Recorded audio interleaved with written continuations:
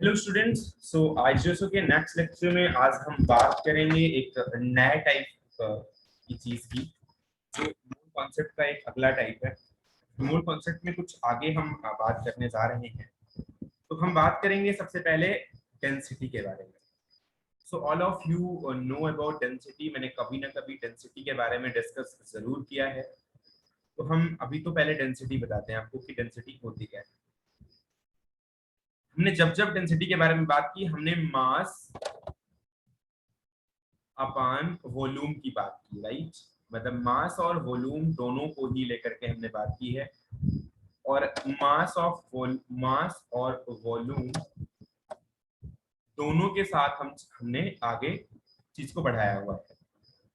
तो डेंसिटी क्या होती है? डेंसिटी जनरली मास और वॉल्यूम का रेशियो होता है। मतलब एक पार्टिकुलर वॉल्यूम में कितना मास है। जैसे मान लो एक एक ग्लास है, राइट। अब इसमें पानी भरा हुआ है। फिर दूसरा गिलास है, इसमें भी सेम तरीके का वॉल्यूम है, इसमें पानी भरा हुआ है। इसमें पानी नहीं बल्कि कोई और लिक्विड भरा हुआ है। अब पता चला कि ये वाला गिलास का वेट ज्यादा है। ऐसा हो सकता है ना। मान लो वॉल्यूम भले ही सेम हो, लेकिन हो सकता है कि वेट पहले का ज्यादा हो और दूसरे का कम हो। मान लो दूसरे का ज्यादा है, मान लो इसका वेट m2 है और m2 की वैल्यू ज्यादा है, और इसका वेट क्या है, m1 है, और ये है वेट, इसका वेट m1 है, m1 कम है और m2 ज्यादा है। मतलब दूसरा वाला जो पार्ट है, ये वाला पार्ट, इसके पास मास की वैल्यू ज्यादा है जबकि वॉल्यूम दोनों का सेम है। तो मतलब क्या हुआ, क्योंकि d1 is directly proportional to m1 by 2v और d2 is equal to also m2 by v। तो यहां पर जो कि vv है, तो डायरेक्टली डेंसिटी क्या होगी, डायरेक्टली प्रोपोर्शनल होगी मास के। अब अगर डेंसिटी मास के डायरेक्टली प्रोपोर्शनल है, इसका मतलब हुआ कि अगर मास ज्यादा है तो उस पार्टिकुलर सब्सटेंस की डेंसिटी भी ज्यादा होगी। तो D2 भी डायरेक्टली प्रोपोर्शनल है M2 के, तो अगर मास ज्यादा है तो इसका मतलब इसकी भी डेंसिटी ज्यादा होगी। तो अगर वॉल्यूम का परसेंटेज या वॉल्यूम का जो कंटेंट है वो सेम रहता है, तो डेंसिटी किस पे डिपेंड करती है, पूरा पूरा मास पे डिपेंड करती है, राइट। तो हमारे पास वॉल्यूम दोनों में सिमिलर था। अब हम बता सकते हैं कि अगर ये वाला मास, अगर m1 की वैल्यू ज्यादा आई है, यानी कि अगर m1 भारी है m2 से, इसका मतलब है कि जो ये वाला लिक्विड है इसकी डेंसिटी ज्यादा है। तो हम इस तरह से डेंसिटी और मास को डिफाइन कर सकते हैं। क्योंकि वॉल्यूम हमने दोनों में फिक्स रखा, तो जिसका मास ज्यादा आया ऑब्वियसली उसी के अंदर डेंसिटी ज्यादा होनी चाहिए। तो हमने यहाँ पर एक तरीके की डेंसिटी की बात करी। अच्छा, डेंसिटी लिक्विड और सॉलिड के लिए कितने टाइप की होती है मैं आपको बता दूं। और लिक्विड एंड सॉलिड डेंसिटी होती है बेटा दो टाइप से। पहला होता है एब्सोल्यूट डेंसिटी,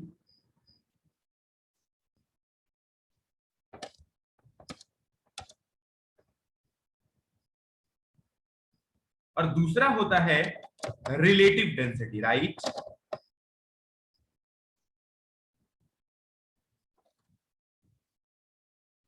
तो पहला हो गया एब्सोल्यूट डेंसिटी और दूसरा हो गया रिलेटिव डेंसिटी। तो दोनों अलग अलग टाइप की डेंसिटी है। एब्सोल्यूट डेंसिटी का मतलब होता है बेटा मास बाई वॉल्यूम, डायरेक्टली जो हम आज तक बात करते आए हैं। तो मास डिवाइड बाई वॉल्यूम कर देंगे तो सीधे सीधे हमें एब्सोल्यूट डेंसिटी मिल जाएगी। This is the first one. दूसरा हमारा है रिलेटिव डेंसिटी। रिलेटिव डेंसिटी का मतलब होता है डेंसिटी ऑफ द सब्सटेंस, उसको हम रिलेट करते हैं वाटर के रिस्पेक्ट में। तो डेंसिटी ऑफ सब्सटेंस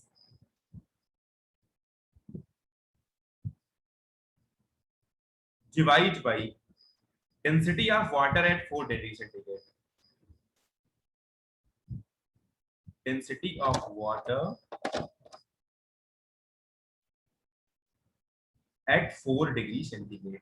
अगर हम वाटर की डेंसिटी 4 डिग्री सेंटीग्रेड पे निकालें और डेंसिटी ऑफ सब्सटेंस को ले, तो डेंसिटी ऑफ सब्सटेंस से डेंसिटी ऑफ वाटर को अगर हम डिवाइड करें तो वो होती है एक तरीके की रिलेटिव डेंसिटी, या स्पेसिफिक ग्रेविटी बोलते हैं, relative density of specific gravity.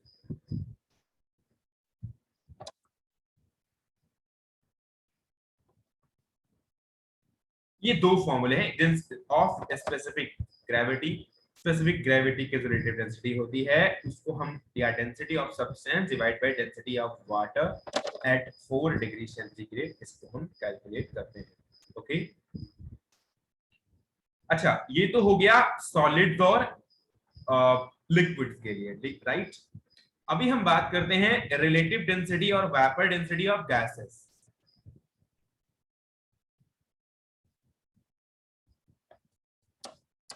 Relative density और vapour density of gases, right. तो वेपर, सबसे पहले डिफिनीशन लिख लो इसकी। Vapour density is defined as, vapour density is defined as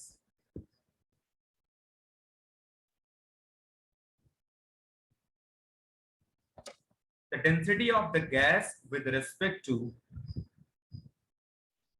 the density of the gas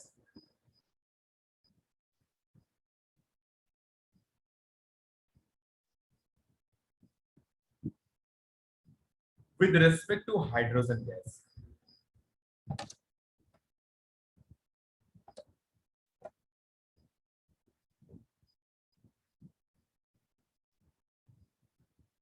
With respect to hydrogen gas at the same temperature and pressure.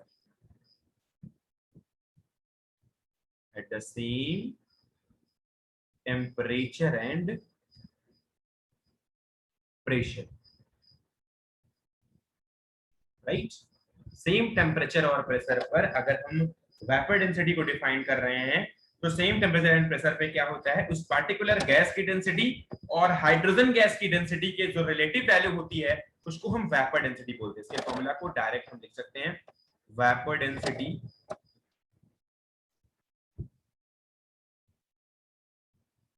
Is equal to D of gas divide by D of hydrogen.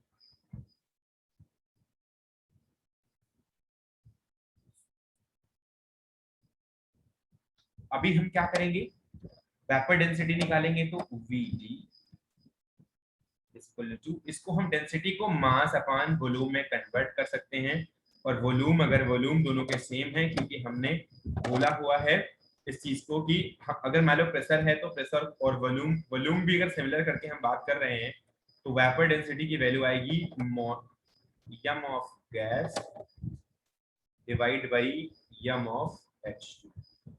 अगर आपके पास m of gas कुछ भी है और m of OH2 तो 2 होता है, कि हाइड्रोजन का जो वेट होता है वो 2 होता है, तो आप सिंपल निकाल सकते हो mass of gas 2 into vapour density.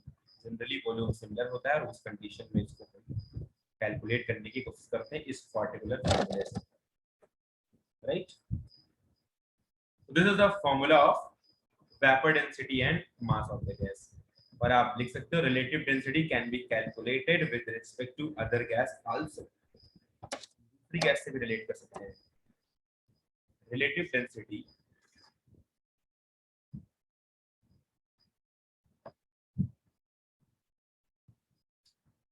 can be calculated with respect to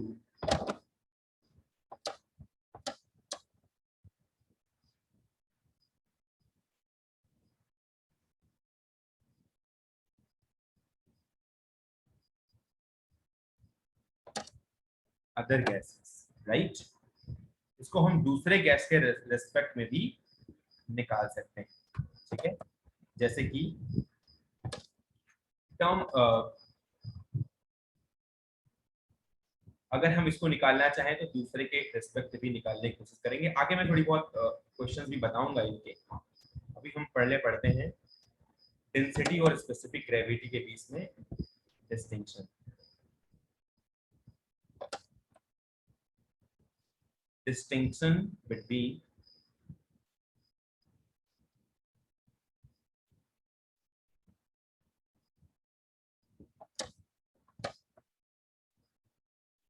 density and specific gravity।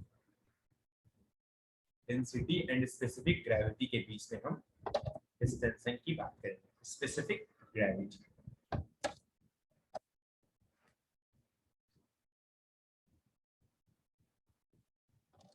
ठीक है, तो आगे हम बढ़ते हैं।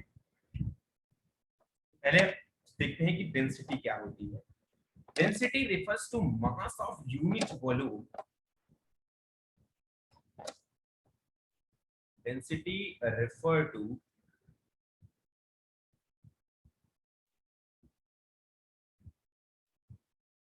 mass of unit volume under specified conditions, under specified conditions, under specified conditions, while specific gravity refers to,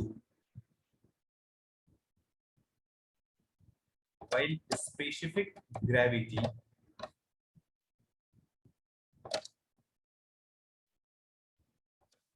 refer to, specific gravity refers to the ratio of, the ratio of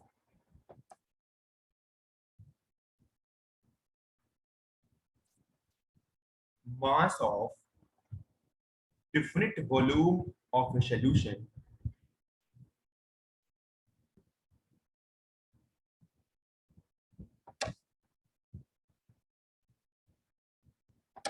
definite volume of a solution to the mass of same volume of water,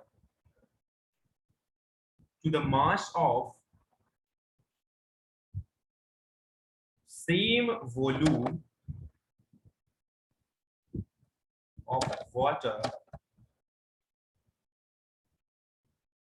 at a given temperature.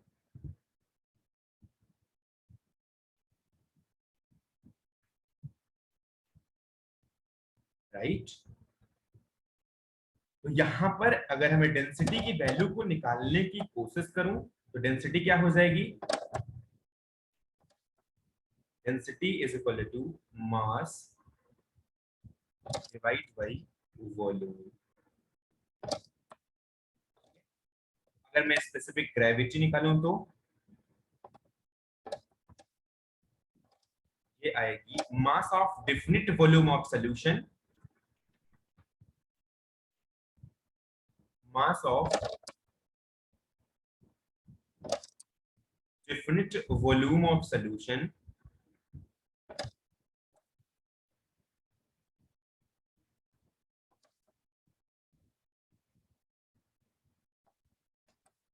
divide by mass of same of water at same temperature, mass of same volume of water at same temperature. Right, so this is the specification of specific gravity. Right, कुछ चीजें लिखनी हैं और भी उसके बारे में जान लेते हैं कि जो हमने डिस्टिंक्शन किया था उसमें दूसरा पॉइंट है term density is used for pure solvent, term density is used for pure solvent, while for solution term specific gravity is more appropriate. While for solution the term specific gravity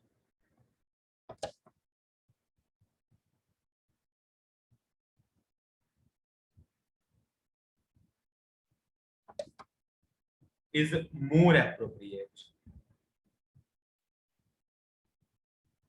More appropriate. Right? और कुछ चीजें हैं इन दोनों के बीच में distinction के बारे में। तीसरा पॉइंट लिखना, टर्म डेंसिटी जो यूनिट ऑफ डेंसिटी है, यूनिट है डेंसिटी की वो क्या है? मीट पर लीटर या फिर ग्राम पर लीटर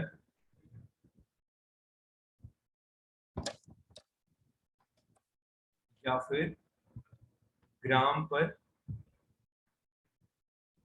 या एमजी पर लीटर में भी इसको हम डिनोट करते हैं। ग्राम पर लीटर इसको एमजी बोला था, या ग्राम पर सेंटीमीटर, राइट।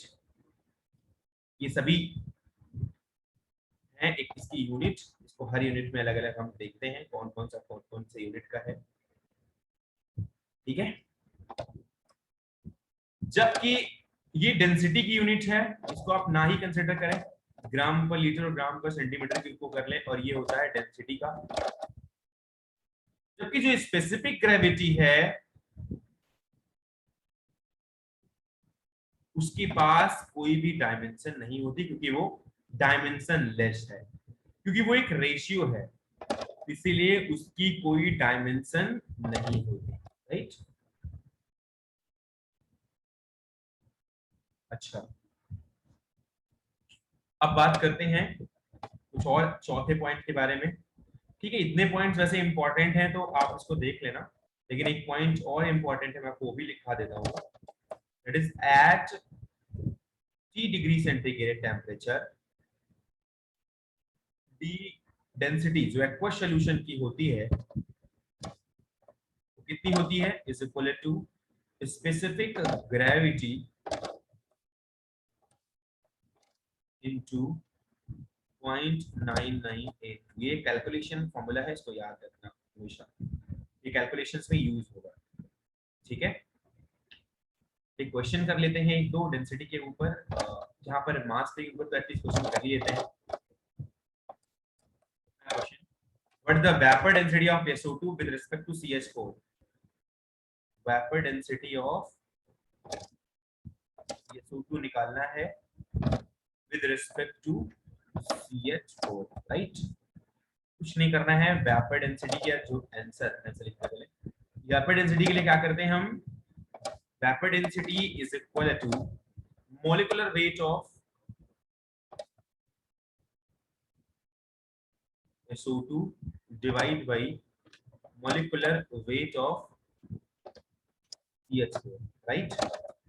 ये आ जाएगी vapour density is equal to molecular weight, आप कितना हो जाएगा ये, मोलिकुलर वेट ऑफ CO2 कितना है, SO2 कितना है बेटा, SO2 की वैल्यू आती है 64 और CH4 का कितना होता है 16, हो जाएगा 4। इसलिए हमने ऊपर वाला फॉर्मूला यूज किया है वेपर डेंसिटी में, राइट। ठीक है, मास ऑफ द गैस, और मास यहाँ पर क्योंकि हमने लिखा था relative density can be calculated with respect to other gas, तो हमने दो गैसों का कैलकुलेट किया, तो यहाँ पर ये डेंसिटी हमने कैलकुलेट कर ली। क्वेश्चन लिखते हैं अगला। अगला क्वेश्चन है 7.5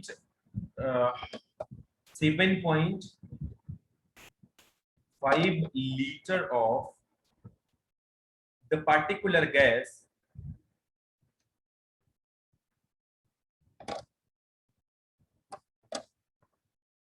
at STP, मतलब standard temperature pressure, weight is equal to 16 ग्राम,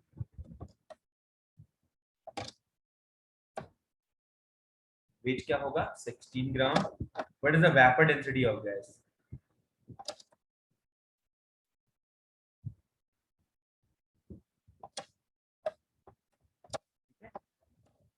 ये आपका आ जाएगा, क्योंकि 7.5 लीटर दिया है ऑफ पार्टिकुलर गैस और STP वेट इज 16 ग्राम, तो what is the vapour density of the gases.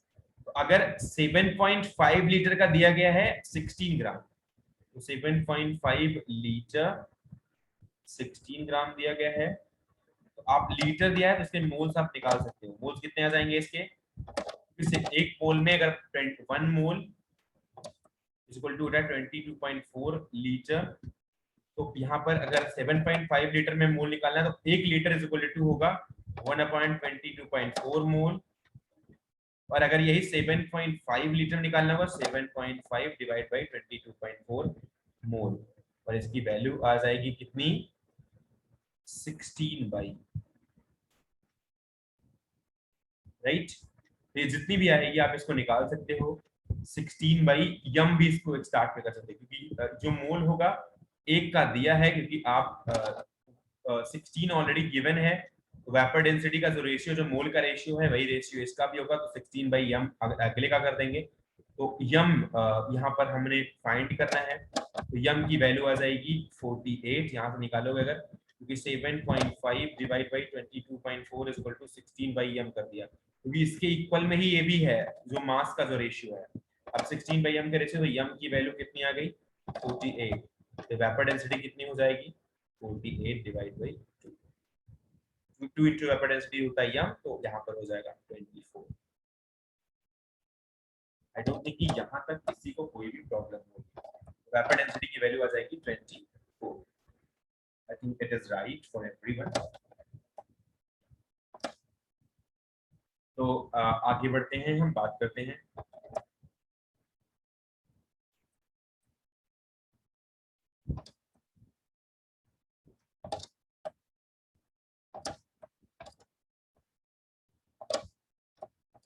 एक बहुत स्पेशल टर्म है उसके बारे में बात करेंगे, and that is our empirical formula and the molecular formula, right? तो अगला लेक्चर हमारा empirical formula और molecular formula पे होगा।